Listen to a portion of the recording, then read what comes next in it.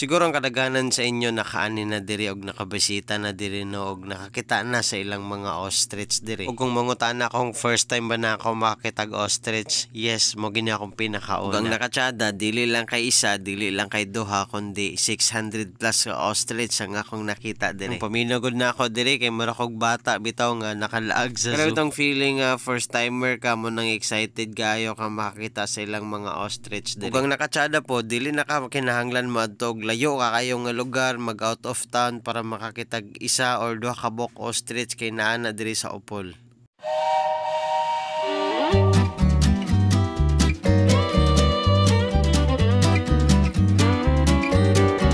Bitaw guys no, dili nakakinahanglan gyud mo adto og layo pa nga lugar kay naara man day ni diri sa upol. Ang pinaka-exact location aning ostrich and crocodile farm is diri na ni sa Malanang Upol, Misamis Oriental. Ug sa mismong daplin sa dalan na ay nakabutang nga signage aron mao na imong pinaka-guide para makaadto ka didto sa ostrich farm. Ug makita dayon nimo ning dako nga gate ug diri dayon ka mosulod ug mag-entrance. Ug nalangit pod ta diri no nga magpalupad ta og drone pero ang ingon sa ako is dili lang daw kayo ipaduol sa mga langgam. Kay basin daw mahadlok ang mga ostrich. Ug ang entrance fee diri is 30 og diri dayon ka mulagbok para naa kay record. Ug motong natagaw gyud diri no kay first time ko na ako ni makita og ostrich nga harap-harapan gid ba kanang duol gid bitaw kaayo. Ug ang tugon sa mga gabantay diri is dili pwede hawiran ng ostrich ug dili pod pwede bahugan.